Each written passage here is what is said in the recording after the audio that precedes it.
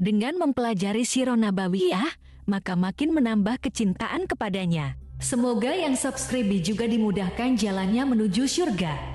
Silahkan tekan tombol like supaya postingan ini semakin tersebar. Dan tulis doa serta hajat pemirsa di kolom komentar.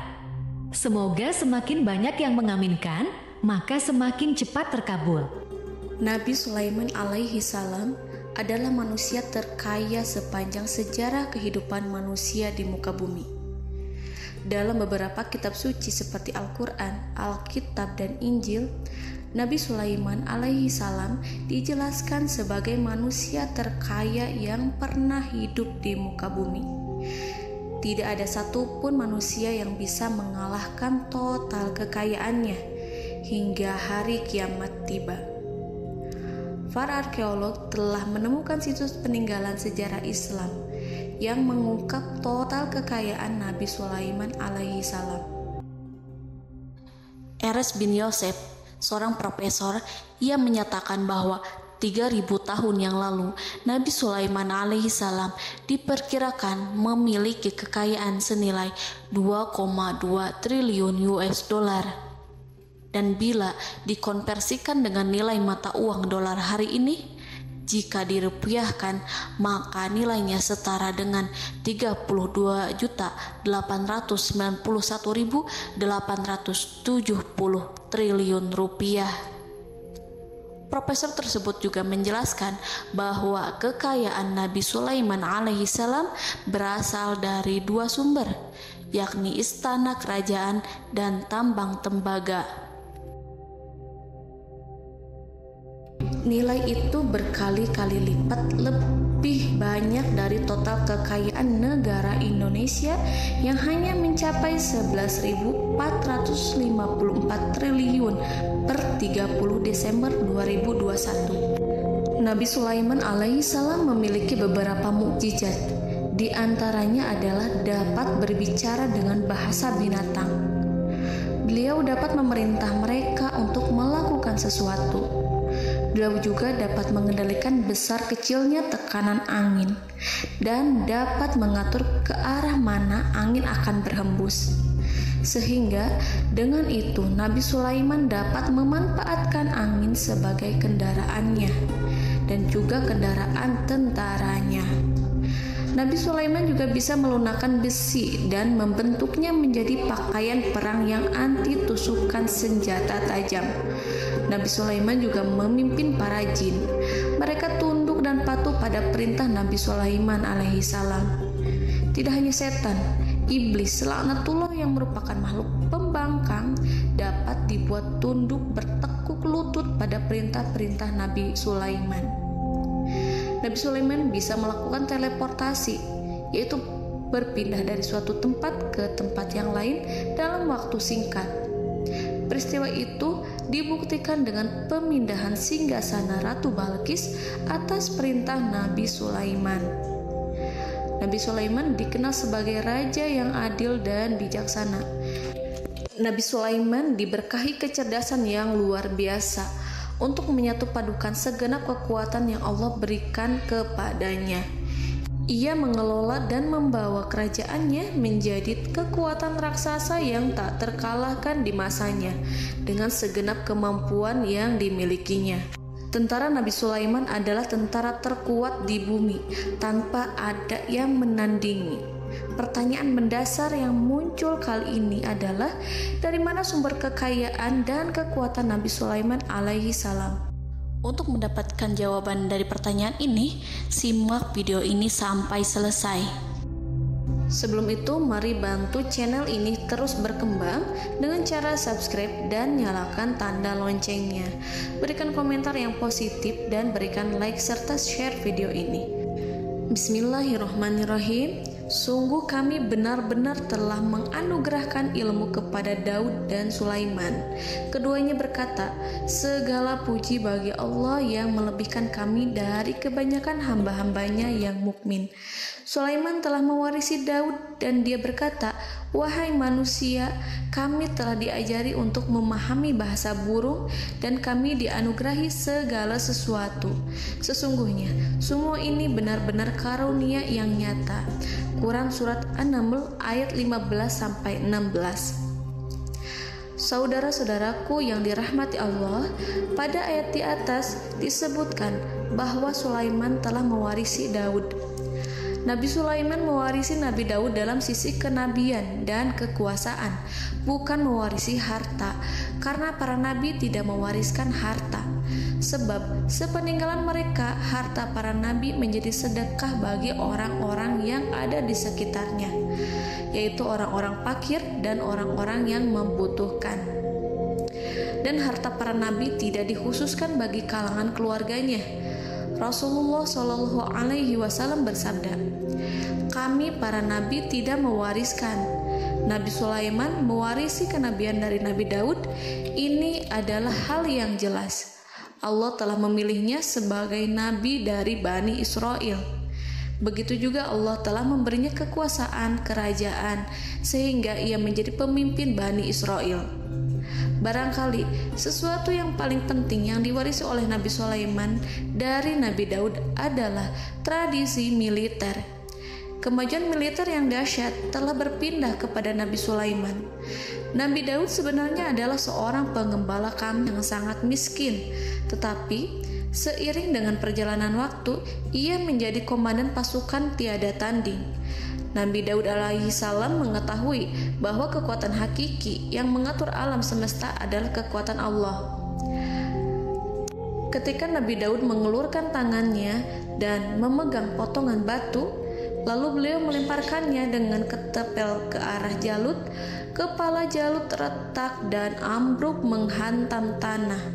Ini sebagai bentuk demonstrasi kekuatan darinya.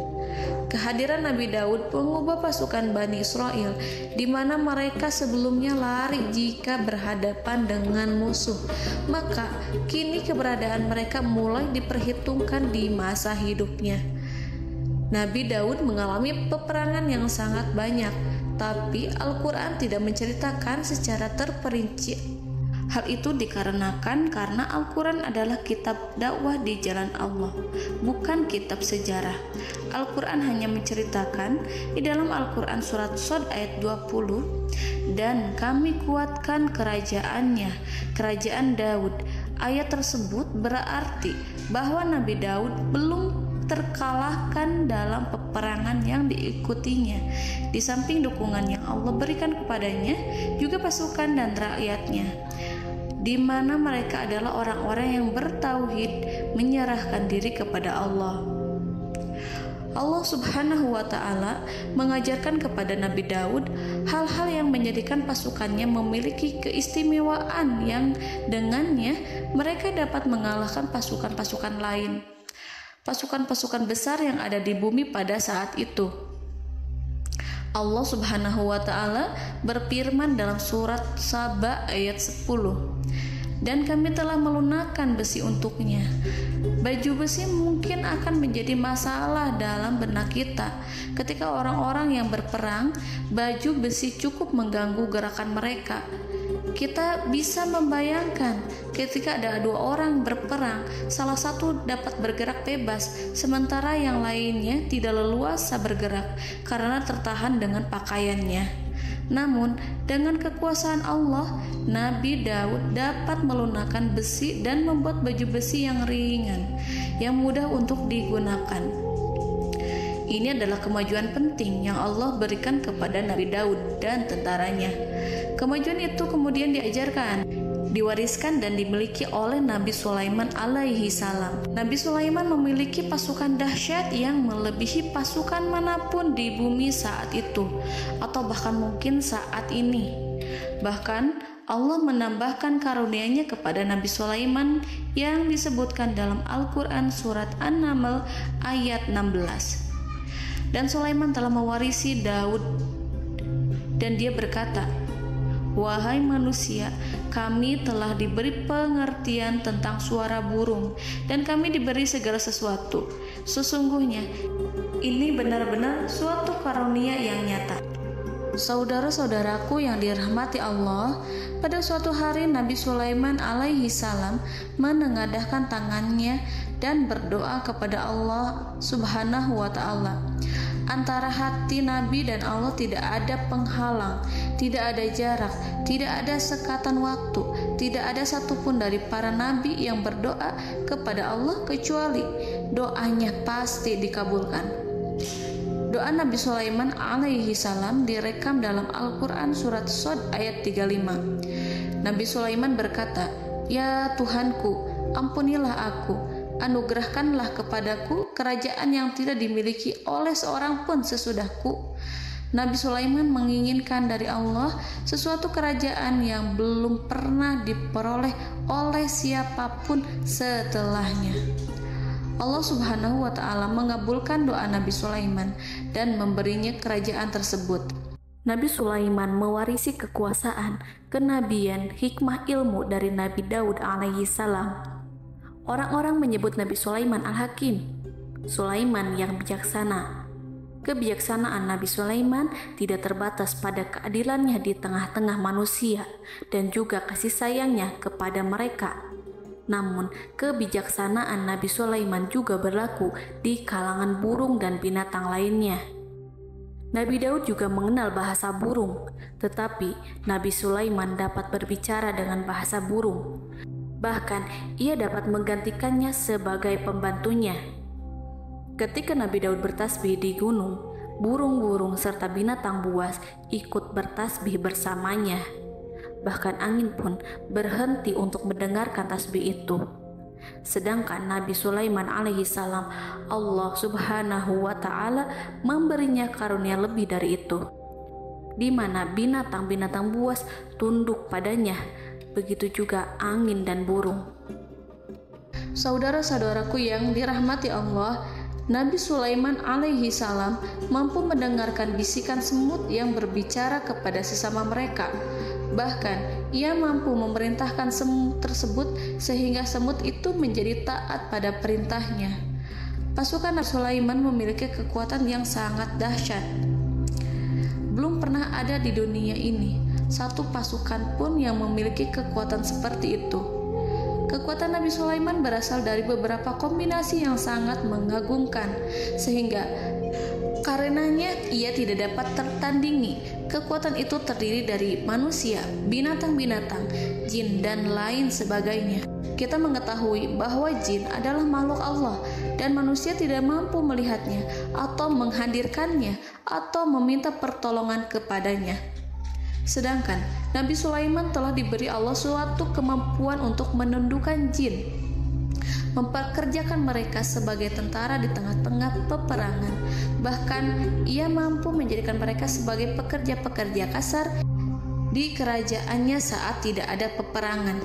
Oleh sebab itu, ketika ada pasukan lain yang mencoba melawan pasukan Nabi Sulaiman, mustahil mereka akan mendapatkan kemenangan. Bahkan pasukan Nabi Sulaiman diperkuat oleh pasukan burung. Burung di pasukan Nabi Sulaiman memerankan tugas penting, yaitu menjadi agen intelijen. Kita mengetahui bahwa peranan informasi saat peperangan adalah hal yang penting. Dari informasi tersebut, pasukan dapat mengetahui keadaan lawannya. Demikianlah peranan burung pada pasukan Sulaiman. Ia terbang di tengah-tengah musuh. Kemudian, ia kembali kepada Nabi Sulaiman untuk menyampaikan berita tentang keadaan lawannya. Di samping jin dan burung, Allah juga menundukkan angin untuk Nabi Sulaiman.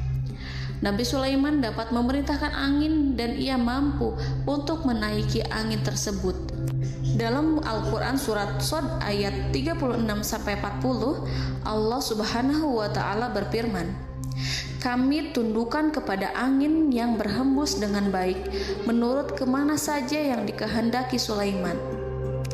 Dan kami tundukkan pula kepadanya setan-setan, semuanya ahli bangunan dan penyelam, dan setan yang lain yang terikat dalam belenggu.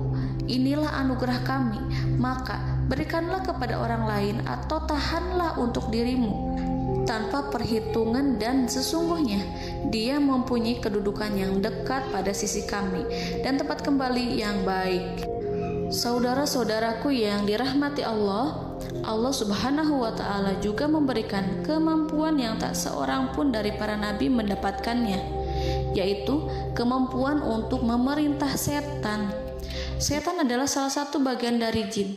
Ia adalah kelompok yang celaka dari bangsa jin. Kelompok ini sebenarnya tidak mampu dikuasai oleh manusia.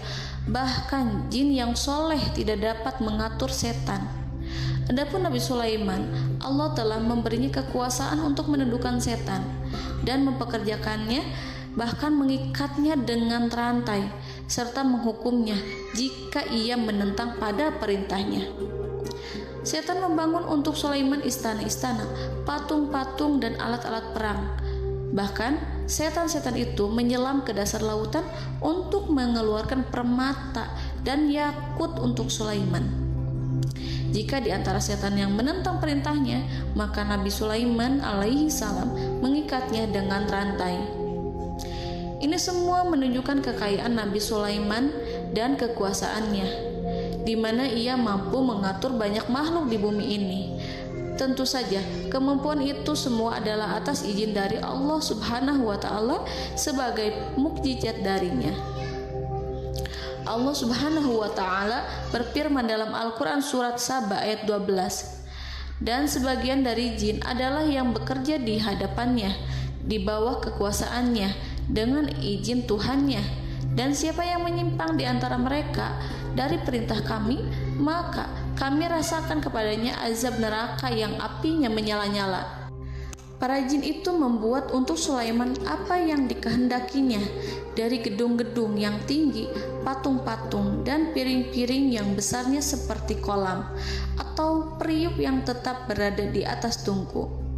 Saudara-saudaraku yang dirahmati Allah, Nabi Sulaiman yang bijaksana adalah penguasa yang tak tertandingi di muka bumi. Meskipun memperoleh nikmat-nikmat khusus yang agung itu yang Allah berikan kepada Sulaiman, beliau tetap menunjukkan dirinya sebagai manusia yang paling banyak berzikir kepada Allah dan manusia yang paling banyak bersyukur di zamannya. Saudara-saudaraku yang dirahmati Allah, sebagaimana Allah Subhanahu wa Ta'ala memberikan nikmat kepada ayahnya Nabi Daud alaihi salam, di mana ia mampu melunakkan besi dan Allah mengajarinya bagaimana cara mencairkan besi, maka Nabi Sulaiman alaihi salam dapat memanfaatkan tembaga yang cair untuk peperangan. Dan juga di saat perdamaian, pada saat peperangan, beliau mencampur tembaga dengan besi dan menjadikannya perunggu. Mereka menggunakan senjata-senjata perunggu dalam peperangan seperti pedang, baju besi, dan juga pisau. Senjata-senjata ini adalah senjata yang paling kuat pada saat itu.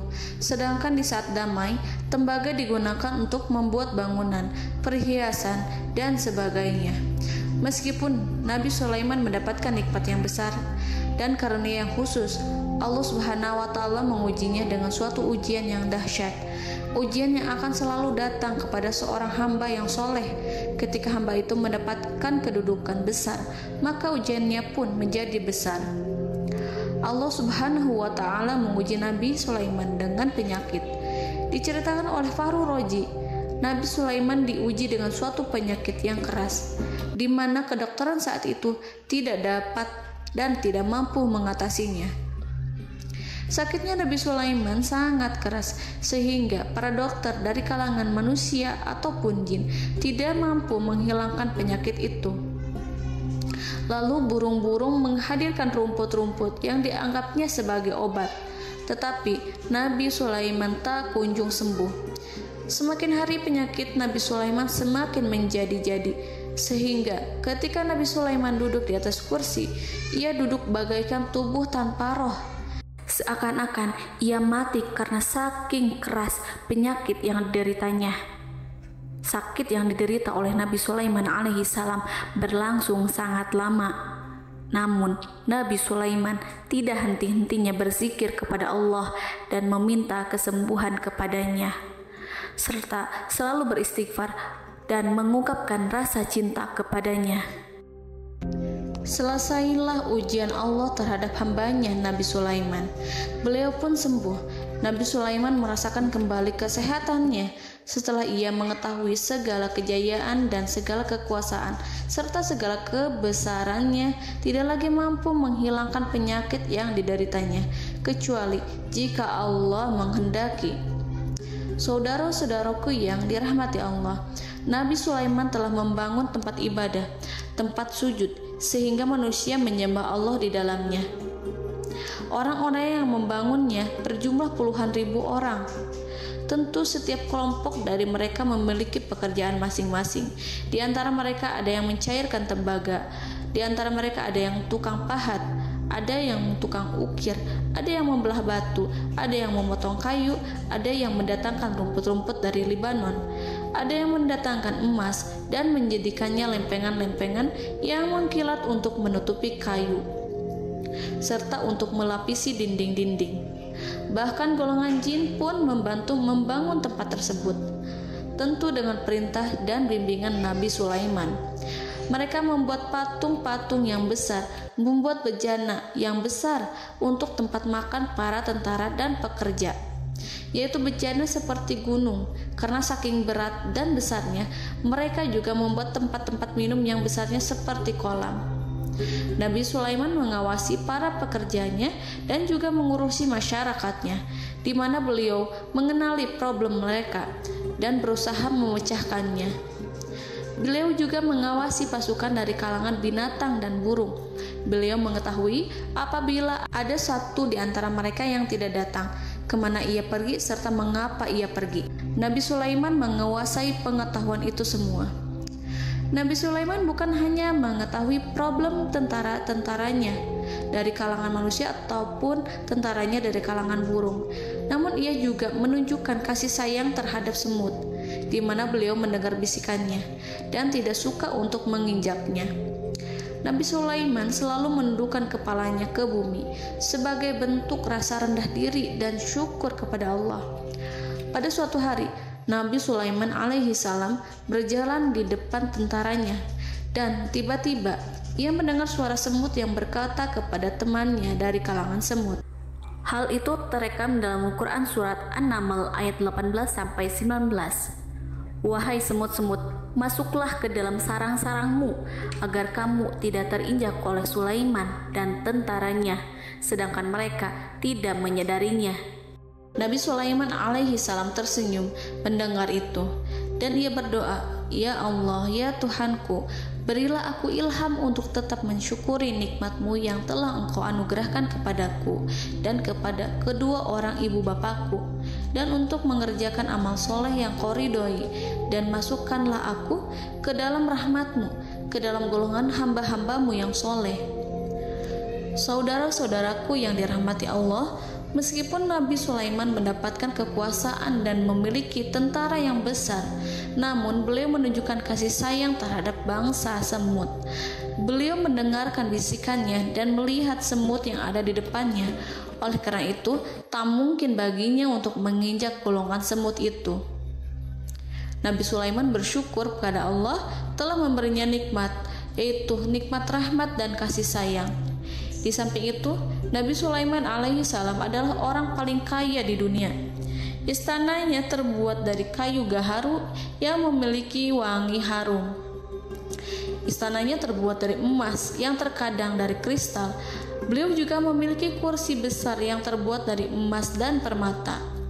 Istana Nabi Sulaiman merupakan istana yang paling besar di dunia.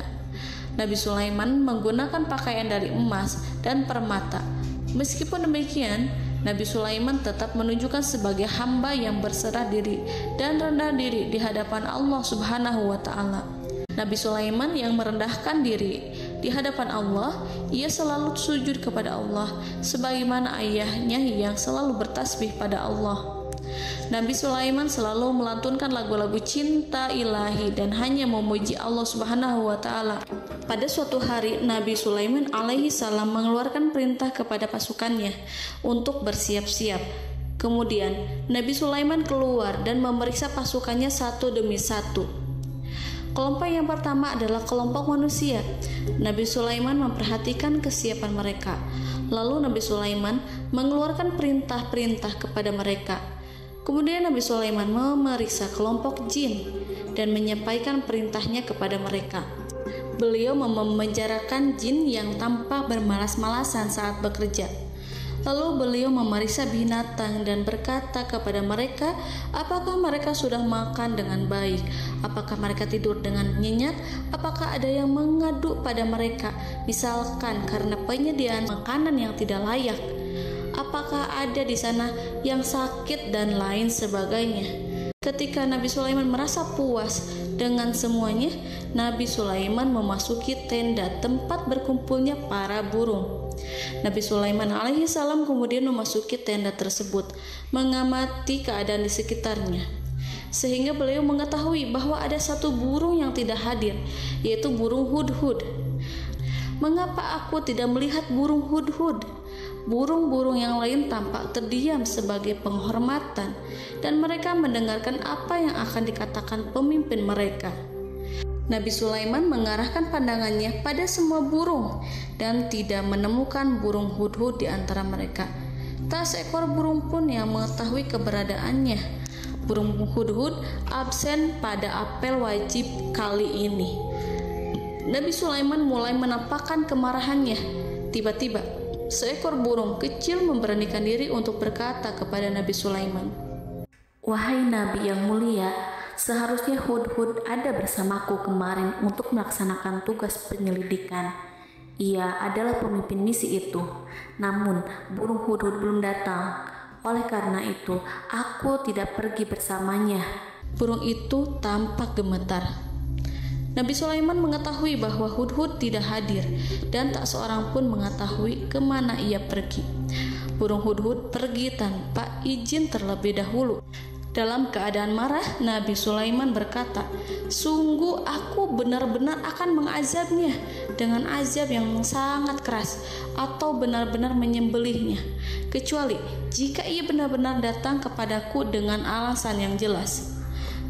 Kawanan burung-burung mengetahui bahwa Nabi Sulaiman sedang marah dan telah menetapkan untuk menyiksa burung hudhud atau menyembelihnya atau justru memaafkannya dengan syarat ia datang dengan membawa alasan yang dapat menyelamatkannya, atau dengan kata lain, burung hudhud dapat memastikan bahwa ia melaksanakan tugas yang penting.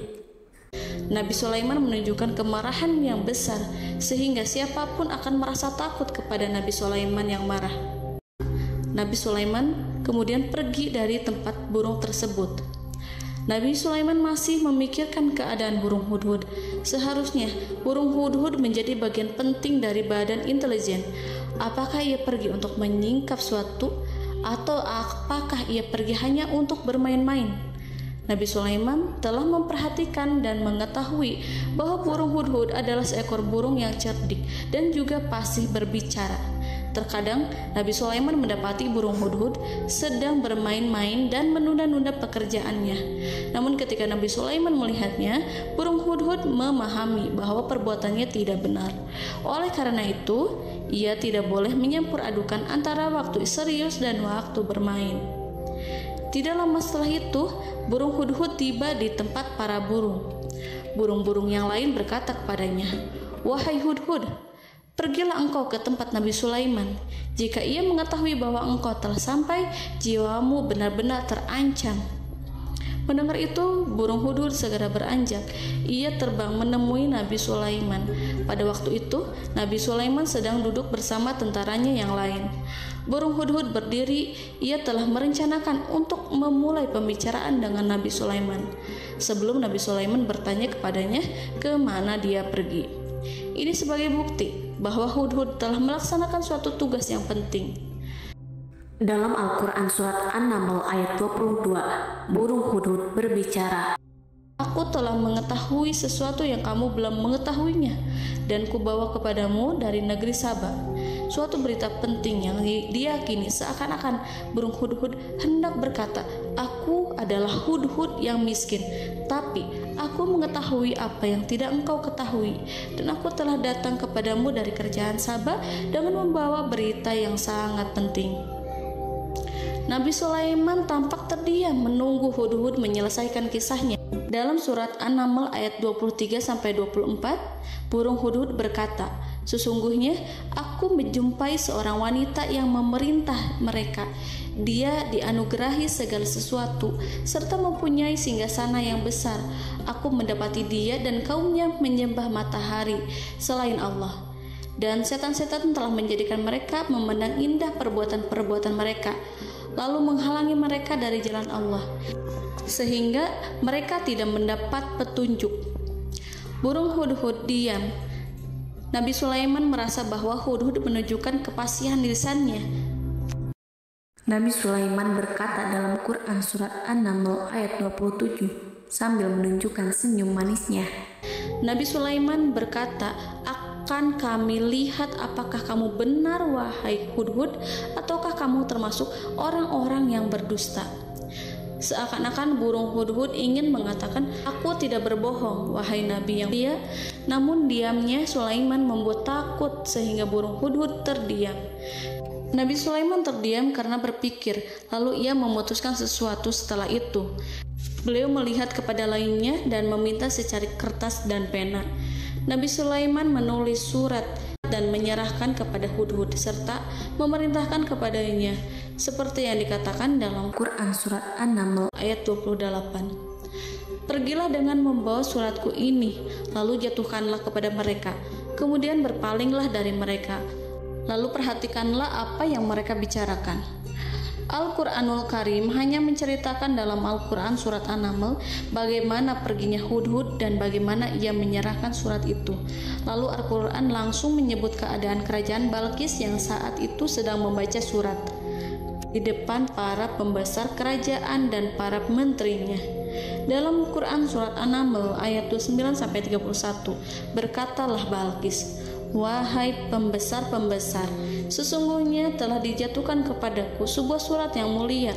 Sesungguhnya surat ini dari Sulaiman, dan sesungguhnya isinya dengan menyebut nama Allah yang Maha Pengasih lagi Maha Penyayang, bahwa janganlah kalian berlaku sombong terhadapku dan datanglah kepadaku sebagai orang-orang yang berserah diri." Saudara-saudaraku yang dirahmati Allah, dalam surat tersebut Nabi Sulaiman menyebutkan supaya mereka menyerahkan diri dan tunduk kepada perintah Nabi Sulaiman. Nabi Sulaiman memerintahkan agar mereka meninggalkan penyembahan terhadap matahari. Nabi Sulaiman tidak mempersoalkan akidah mereka dan tidak memuaskan mereka dengan apapun. Nabi Sulaiman hanya memerintahkan bahwa ia berada di atas kebenaran. Bukankah ia didukung kekuatan yang berlandaskan keyakinan yang dimilikinya? Nabi Sulaiman hanya memerintahkan mereka agar tunduk dan patuh kepadanya.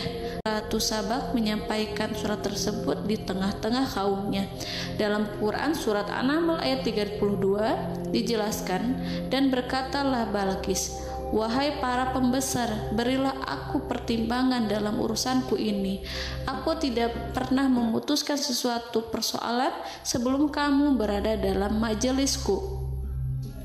Saudara-saudaraku yang dirahmati Allah, para pembesar istana Balqis menentang surat tersebut. Isi surat itu membangkitkan kesombongan kaum Sabak, di mana mereka merasa lebih kuat. Mereka mengetahui bahwa di sana ada seorang yang mencoba menentang mereka dan mengisyaratkan peperangan kepada mereka. Lalu ia meminta kepada mereka untuk memenuhi syarat-syaratnya sebelum terjadinya peperangan dan kekalahan. Dalam surat An-Naml ayat 33, mereka menjawab, "Kita adalah orang-orang yang memiliki kekuatan dan juga memiliki keberanian yang sangat besar dalam peperangan, dan keputusan berada di tanganmu, wahai ratuku. Maka pertimbangkanlah apa yang akan kamu perintahkan." Saudara-saudaraku yang dirahmati Allah, para pembesar kaum Sabak seakan ingin berkata, "Kita siap untuk melaksanakan perang." Tampaknya ratu itu memiliki kebijakan yang lebih baik dari pembesar kaumnya. Surat Sulaiman itu membuatnya berpikir lebih jernih dan lebih berhati-hati. Ia berusaha sebisa mungkin menghindari peperangan. Ratu itu berpikir dalam tempo yang lama. Nama Sulaiman tidak diketahuinya dan ia pun belum pernah mendengarnya. Oleh karena itu, Ratu kaum Saba tidak mampu mengetahui dan mendeteksi seberapa besar kekuatan Nabi Sulaiman. Boleh jadi Nabi Sulaiman memiliki kekuatan yang dahsyat, sehingga ia mampu memerangi kekuasaannya dan mengalahkannya. Kemudian Ratu memperhatikan apa yang ada di sekelilingnya. Ia melihat kemajuan masyarakatnya dan juga kekayaannya. Barangkali ia mengira bahwa Nabi Sulaiman iri terhadap kemajuan dan kekayaannya itu, sehingga Nabi Sulaiman ingin menyerangnya. Setelah mempertimbangkan isi surat Nabi Sulaiman dengan cermat, Ratu Saba memilih untuk tidak bersikap ceroboh dan bodoh. Ratu lebih suka untuk menggunakan bahasa kelembutan. Ia mengirim kepada Nabi Sulaiman suatu hadiah yang besar. Ratu mengira bahwa Nabi Sulaiman seorang yang ambisius, yang boleh jadi ia telah mendengar tentang kekayaan kerajaan Saba. Para utusan pergi dengan membawa hadiah dari Ratu Saba. Ratu berharap agar mereka dapat memasuki kerajaan Nabi Sulaiman dan akan mengetahui kondisi kerajaannya. Saat mereka pulang, Ratu ingin mendengar secara langsung dari mereka tentang bagaimana keadaan kaum Nabi Sulaiman dan pasukannya. Setelah mendapatkan informasi yang cukup, maka Ratu Balkis dapat membuat sesuatu keputusan yang tepat. Ratu menyembunyikan apa yang terlintas dalam pikirannya, lalu ia berbicara kepada pembesar istananya bahwa ia dapat menyingkap niat jahat Raja Sulaiman melalui cara mengirimkan hadiah kepadanya. Ratu lebih memilih cara tersebut dan menunggu reaksi dari Nabi Sulaiman. Ratu berhasil memuaskan para pembesar istana, dan untuk sementara ia menghilangkan ide untuk berperang. Karena para raja jika menyerang suatu desa, maka pemimpin desa tersebut adalah orang yang paling banyak mendapatkan kehinaan. Akhirnya, para pembesar kaumnya merasa puas dengan pikiran Ratu Balkis. Saudara-saudaraku yang dirahmati Allah, dalam surat An-Naml ayat 34-35 dijelaskan, Ratu Balkis berkata, "Sesungguhnya raja-raja apabila memasuki suatu negeri, niscaya mereka akan membinasakannya dan menjadikan penduduknya yang mulia menjadi hina, dan demikian pula lah yang akan mereka perbuat. Dan sesungguhnya aku akan mengirim utusan kepada mereka dengan membawa hadiah, dan aku akan menunggu apa yang akan dibawa kembali oleh utusan itu." Kemudian sampailah hadiah dari Ratu Balkis kepada Nabi Sulaiman. Para intelijen Nabi Sulaiman memberitahunya bahwa utusan Balkis datang dengan membawa hadiah. Nabi Sulaiman langsung mengetahui bahwa Ratu Balkis itu sengaja mengirim orang-orangnya untuk mengetahui atau untuk mendapatkan informasi tentang kekuatannya. Lalu setelah itu ia akan mengambil keputusan atau mengambil sikap kepada kerajaan Sulaiman. Nabi Sulaiman segera memanggil semua pasukannya untuk berkumpul. Utusan Balkis segera memasuki istana Nabi yang dipenuhi dengan pasukan yang besar bersenjata. Melihat itu, utusan Ratu Balkis tercengang dan terkejut ketika mereka melihat kekayaan yang mereka bawa tidak ada apa-apanya dibandingkan dengan kerajaan Nabi Sulaiman. Hadiah mereka tampak tidak berarti.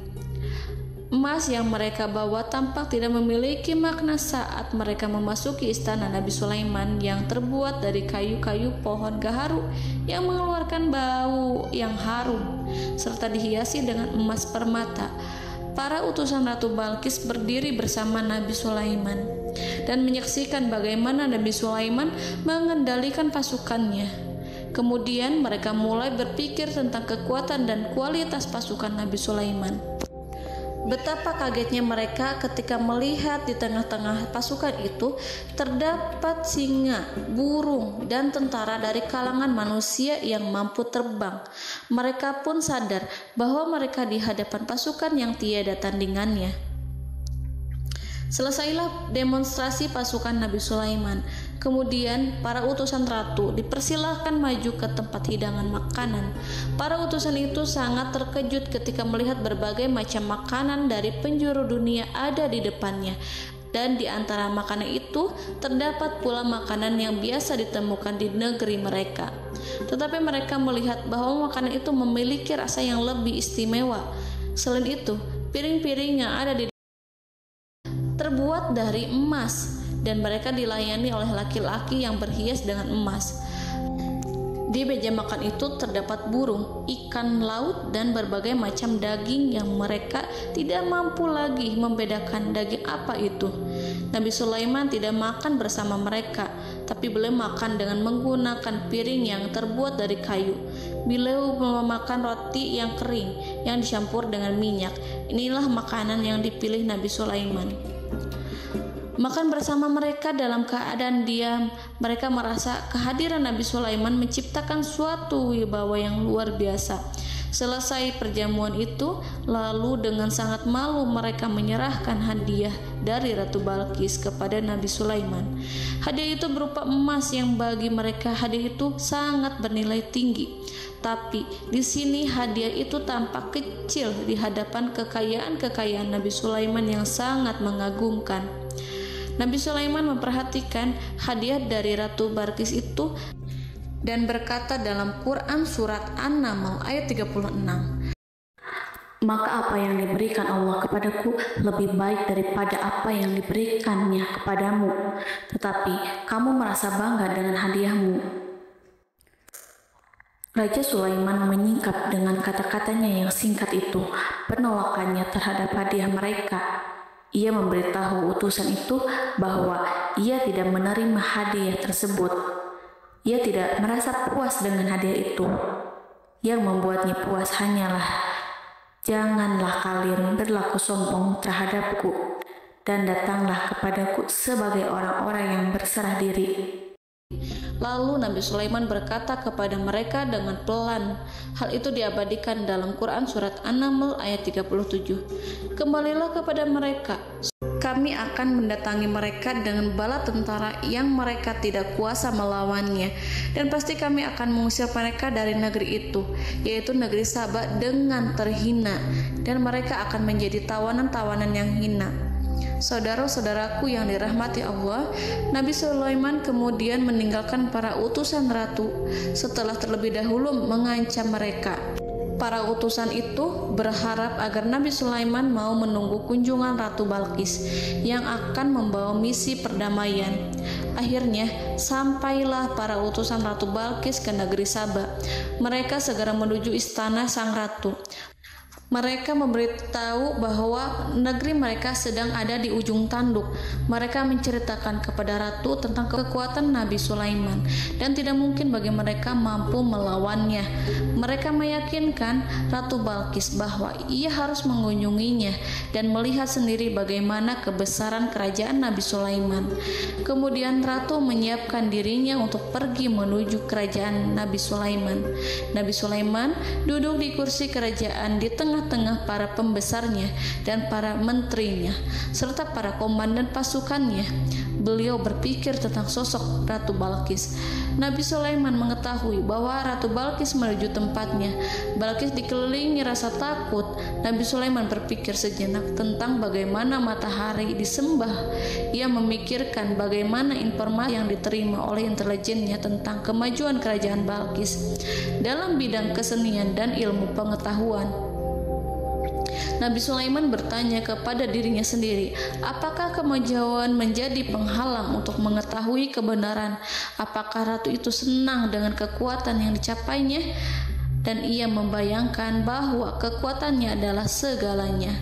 Dengan kemajuan yang dimilikinya, Nabi Sulaiman ingin membuat kejutan agar ratu mengetahui bahwa Islam yang diyakini oleh Nabi Sulaiman adalah satu-satunya yang mampu mendatangkan kemajuan dan kekuatan yang hakiki, sehingga ia dapat membandingkan antara keyakinannya dalam menyembah matahari beserta kemajuan yang dicapainya dengan keyakinan Nabi Sulaiman beserta kemajuan yang diraihnya. Saudara-saudaraku yang dirahmati Allah, para mata-mata Nabi Sulaiman telah memberitahunya bahwa hal yang sangat disegani dan dikagumi oleh kaum Balkis adalah kerajaan Saba, yaitu singgasana Ratu Balkis. Singgasana itu terbuat dari emas dan batu delima. Singgasana tersebut dijaga oleh penjaga yang sangat disiplin, di mana mereka tidak pernah lalai sedikit pun. Oleh karena itu, sangat tepat apabila Nabi Sulaiman menghadirkan singgasananya di sini, di kerajaannya, sehingga ketika ratu tiba, maka ia dapat duduk di atasnya. Nabi Sulaiman ingin membuat kejutan kepadanya dan menunjukkan bahwa kemampuannya tersebut yang berlandaskan pada keislaman. Nabi Sulaiman melakukan yang demikian itu dengan harapan agar si ratu tunduk kepadanya. Ide itu terlintas dalam diri Nabi Sulaiman. Lalu ia mengangkat kepalanya dan menoleh kepada anak buahnya. Hal itu diabadikan dalam Quran surat An-Naml ayat 38. Wahai para pembesar, siapakah di antara kamu sekalian yang sanggup membawa singgasananya kepadaku sebelum mereka datang kepadaku sebagai orang-orang yang berserah diri? Saudara-saudaraku, perhatikanlah ungkapan pikiran Nabi Sulaiman tersebut. Semua pemikirannya berkisar tentang keislaman, para penyembah matahari, tentang bagaimana beliau dapat memberikan petunjuk kepada mereka di jalan Allah. Yang pertama menjawab pertanyaan Nabi Sulaiman adalah jin Ifrit. Dalam Quran surat An-Naml ayat 39, berkatalah Ifrit yang cerdik dari golongan jin, aku akan datang kepadamu dengan membawa singgasana itu sebelum kamu berdiri dari tempat dudukmu. Sesungguhnya aku benar-benar kuat untuk membawanya, lagi dapat dipercaya. Nabi Sulaiman berdiri dari tempat duduknya setelah 1 atau 2 jam. Jin itu berjanji kepadanya untuk menghadirkan singgasana Balkis sebelum itu. Istana Nabi Sulaiman di Palestina, sedangkan istana Balkis terletak di Yaman. Antara singgasana tersebut dengan singgasana Nabi Sulaiman berjarak lebih dari ribuan mil. Barangkali pesawat yang cepat sekalipun yang kita kenal hari ini tidak akan mampu membawa dan mendatangkan istana itu dalam waktu 1 jam. Tetapi masalahnya di sini berhubung dengan kekuatan jin yang serba misterius, Nabi Sulaiman tidak mengomentari sedikit pun terhadap apa yang dikatakan oleh Ifrit. Nabi Sulaiman tampak menunggu tanggapan dari yang lain yang mampu menghadirkan singgasana Balkis yang lebih cepat dari jin Ifrit. Nabi Sulaiman menoleh kepada seorang di sana yang duduk di atas naungan. Hal itu diceritakan dalam Quran surat An-Naml ayat 40. Berkatalah seorang yang mempunyai ilmu dari Alkitab, aku akan membawa singgasana itu kepadamu sebelum matamu berkedip. Maka tatkala Sulaiman melihat singgasana itu terletak di hadapannya, ia pun berkata, ini termasuk karunia Tuhanku untuk memuji aku. Apakah aku akan bersyukur atau mengingkari nikmatnya? Dan barang siapa yang bersyukur, maka sesungguhnya dia bersyukur untuk kebaikan dirinya sendiri. Dan barang siapa yang ingkar, maka sesungguhnya Tuhanku maha kaya lagi maha mulia.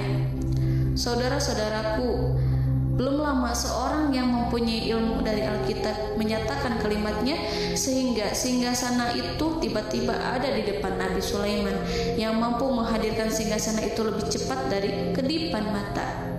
Al-Quranul Karim tidak menyingkap kepribadian seorang yang menghadirkan singgasana itu. Al-Quran hanya menggarisi bahwa orang itu mempunyai ilmu dari Alkitab.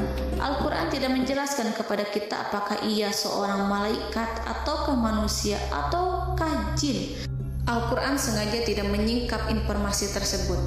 Saudara-saudaraku yang dirahmati Allah, setelah melihat singgasana itu, Nabi Sulaiman bersyukur kepada Allah. Ia mulai memperhatikan singgasana sang ratu. Singgasana tersebut merupakan simbol pembangunan dan juga kemajuan. Tetapi tampaknya ia hanya sesuatu yang biasa saja jika dibandingkan dengan kekuasaan dan kebesaran ciptaan yang dibuat oleh manusia, jin di kalangan istana Nabi Sulaiman. Nabi Sulaiman memikirkan dalam tempo yang lama singgasana Ratu Balkis itu.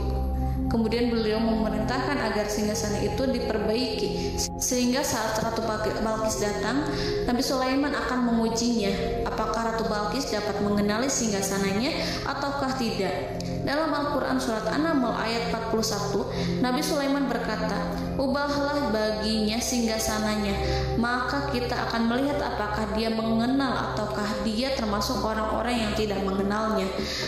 Saudara-saudaraku yang dirahmati Allah, Nabi Sulaiman memerintahkan agar dibangun istana yang akan digunakan untuk menyambut Ratu Balkis. Nabi Sulaiman memilih tempat di laut dan ia memerintahkan agar dibangun suatu istana di mana sebagian besar terdiri dari air laut. Nabi Sulaiman memerintahkan agar lantainya itu terbuat dari kaca yang tebal dan kuat, sehingga orang-orang yang berjalan di atas istana itu akan dapat melihat di bawahnya ada ikan-ikan yang berwarna-warni yang berenang-renang ke sana kemari, dan mereka akan melihat rumput-rumput laut yang bergerak-gerak. Akhirnya, selesailah pembangunan istana itu. Saking bersihnya kaca lantainya sehingga tampak di sana tidak ada kaca. Burung hudhud memberitahu Nabi Sulaiman bahwa Ratu Balkis telah sampai di dekat kerajaannya. Kemudian Ratu Balkis datang. Al-Quran tidak menyebutkan keadaan Nabi Sulaiman saat menyambut Balkis, namun Al-Quran menunjukkan dua sikap Ratu Balkis ketika pertama kali datang. Yang pertama, bagaimana sikap Ratu Balkis ketika pertama kali melihat singgasananya yang datang mendahuluinya, padahal ia telah meninggalkan pengawalnya untuk setia menjaga singgasana itu. Keadaan kedua adalah keadaan ketika di depan istana yang dibangun untuk menyambut Ratu Balkis. Istana itu penuh dengan permata dan banyak ikan berenang di bawahnya. Dalam Quran surat An-Naml ayat 42 dijelaskan, dan ketika Balkis datang, ditanyakanlah kepadanya, "Serupa inikah singgasanamu?" Balkis menjawab, "Seakan-akan singgasana ini adalah singgasanaku. Kami telah diberi pengetahuan sebelumnya dan kami adalah orang-orang yang berserah diri." Saudara-saudaraku, pada dialek di atas, Balkis melihat singgasananya dan ia tercengang saat mengetahui bahwa itu adalah singgasana miliknya.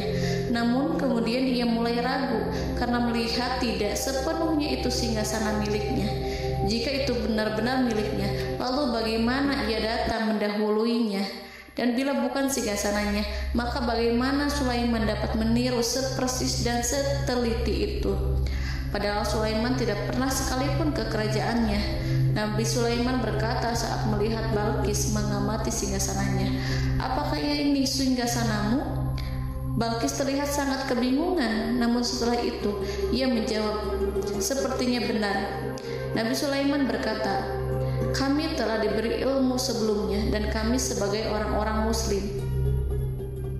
Saudaraku yang dirahmati Allah, melalui pertanyaan Nabi Sulaiman ingin mengisyaratkan kepada Balkis agar ia membandingkan antara keyakinannya beserta ilmu yang dicapainya dengan keyakinan Nabi Sulaiman yang muslim beserta pengetahuan yang telah diraihnya.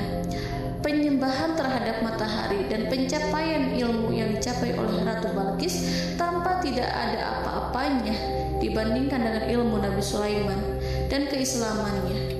Nabi Sulaiman telah mendahuluinya dalam bidang ilmu karena keislamannya. Karena itu, sangat mudah baginya untuk mengungguli Balkis dalam ilmu-ilmu yang lainnya. Demikianlah yang disyaratkan dalam pertanyaan Nabi Sulaiman kepada Ratu Balkis. Ratu Saba itu mengetahui bahwa ini adalah singgasananya, di mana singgasana itu datang lebih dahulu daripada dirinya.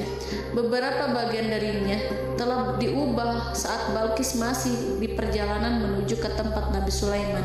Ia berpikir kemampuan apa yang dimiliki Nabi Sulaiman. Ratu Balkis tercengang melihat apa yang disaksikannya, yang berupa buah dari keimanan Nabi Sulaiman dan hubungannya dengan Allah Subhanahu wa Ta'ala. Sebagaimana Balkis juga tercengang ketika melihat kemajuan di bidang ilmu pembangunan, seni, dan ilmu-ilmu yang lainnya. Maka ia tidak lebih kagum lagi saat melihat hubungan yang kuat antara keislaman Nabi Sulaiman dengan ilmunya, serta kemajuan yang diraihnya. Dalam Al-Quran surat An-Naml ayat 43 dijelaskan, dan apa yang disembahnya selama ini selain Allah mencegahnya untuk melahirkan keislamannya, karena sesungguhnya ia terdahulu termasuk orang-orang yang kafir. Saudara-saudaraku yang dirahmati Allah, bergoncanglah dalam benak Balqis ribuan hal ketika melihat keyakinan kaumnya runtuh di hadapan Nabi Sulaiman. Ia menyadari matahari yang disembahnya hanya merupakan ciptaan Allah, dan Allah lah yang menggerakkannya untuk hamba-hambanya. Lalu terbitlah matahari kebenaran dalam dirinya. Hatinya diterangi oleh cahaya baru yang tidak akan tenggelam seperti tenggelamnya matahari. Masa keislamannya hanya menunggu waktu. Ratu Balqis memilih waktu yang tepat untuk mengumumkan keislamannya. Allah Subhanahu wa Ta'ala berfirman dalam Quran surat An-Naml ayat 44. Dikatakan kepadanya, masuklah ke dalam istana. Maka tatkala ia melihat lantai istana itu, dikiranya kolam air yang besar dan disingkapnya 2 betisnya. Berkatalah Sulaiman, sesungguhnya ia adalah istana licin yang terbuat dari kaca. Berkatalah Balqis, wahai Tuhanku, sesungguhnya aku telah berbuat zalim terhadap diriku, dan aku berserah diri bersama Sulaiman kepada Allah Tuhan semesta alam. Saudara-saudaraku yang dirahmati Allah, dikatakan kepada Balqis, masuklah ke dalam istana. Ketika ia masuk, maka ia tidak menyaksikan adanya kaca, tetapi ia melihat air, sehingga ia mengira akan bersinggungan dengan air. Lalu ia menyingkapkan sedikit bajunya agar bajunya itu tidak basah. Nabi Sulaiman mengingatkannya tanpa melihatnya agar ia tidak khawatir terhadap pakaiannya, karena pakaiannya tidak akan basah sebab di sana tidak ada air. Itu sekedar kaca yang halus, yang saking halusnya sehingga ia tidak tampak. Pada kesempatan itulah Balqis mengumumkan keislamannya yang mengakui kelalimannya, dan ia menyatakan menyerahkan diri kepada Nabi Sulaiman dan kepada Allah Tuhan semesta alam. Lalu kaumnya pun mengikutinya dan mereka memeluk Islam. Balqis menyadari ia berhadapan dengan penguasa yang terbesar di bumi dan Nabi Allah yang mulia. Untuk pertama kalinya, wajah Sulaiman tampak dihiasi dengan senyuman yang menunjukkan kepuasannya sejak Balqis mengunjunginya. Demikianlah Nabi Sulaiman mewujudkan kejayaannya yang hakiki dan menyebarkan cahaya Islam di muka bumi. Saudara-saudaraku, Al-Quran tidak menyebutkan kisah Balqis setelah keislamannya. Para ahli tafsir mengatakan bahwa ia menikah dengan Nabi Sulaiman. Selain itu, ada yang mengatakan bahwa ia menikah dengan salah satu orang dekat Nabi Sulaiman. Ada juga yang mengatakan bahwa sebagian Raja Habasyah adalah keturunan dari buah perkawinan ini. Wallahu a'lam bishawab. Saudara-saudaraku yang dirahmati Allah, Nabi Sulaiman hidup di tengah-tengah kejayaan dan kemuliaan di bumi. Kemudian Allah menetapkan kematian untuknya, sebagaimana kehidupan Sulaiman berada di puncak kemuliaan dan kejayaan yang penuh dengan keajaiban yang luar biasa. Maka kematiannya pun merupakan tanda-tanda kebesaran Allah yang penuh dengan keajaiban. Demikianlah bahwa kematiannya sesuai dengan kehidupannya, sesuai dengan kejayaannya. Allah berfirman tentang kematian Sulaiman di dalam Al-Quran surat Saba ayat 14. Maka tatkala kami telah menetapkan kematian Nabi Sulaiman, tidak ada yang menunjukkan kepada mereka kematiannya itu kecuali rayap yang memakan tongkatnya. Maka tatkala ia telah tersungkur, tahulah jin bahwa kalau sekiranya mereka mengetahui yang gaib, tentulah mereka tidak akan tetap dalam siksa yang menghinakan. Saudara-saudaraku, kemampuan Nabi Sulaiman untuk menundukkan jin dan mempekerjakan mereka serta hubungan mereka dengan semua itu menimbulkan fitnah di tengah-tengah manusia dalam hal tertentu. Kematian Nabi Sulaiman merupakan batasan jawaban terhadap fitnah ini. Kami tidak mengetahui siapa yang mengklaim bahwa jin mengetahui hal yang gaib. Apakah itu setan yang terkutuk, atau jin yang bodoh, atau manusia yang tertipu? Kami tidak mengetahui siapa yang bertanggung jawab terhadap tersebarnya isu yang keliru ini. Yang kita ketahui adalah bahwa hal tersebut adalah mempengaruhi sebagian manusia dan jin.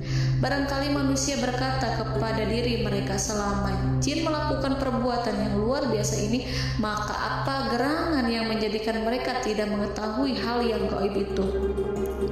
Manusia itu lupa bahwa kunci kegaiban berada di tangan Allah.